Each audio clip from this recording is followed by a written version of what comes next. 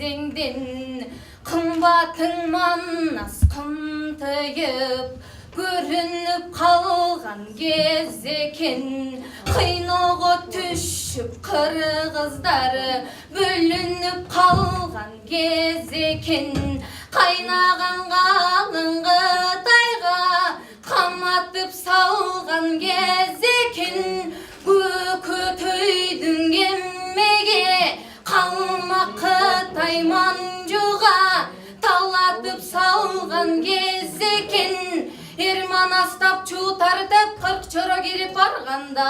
ауан қошы ярдынан тұрбағанын қарачы астан манас барғанда атасын көрген баладай ыйлағанын қарачы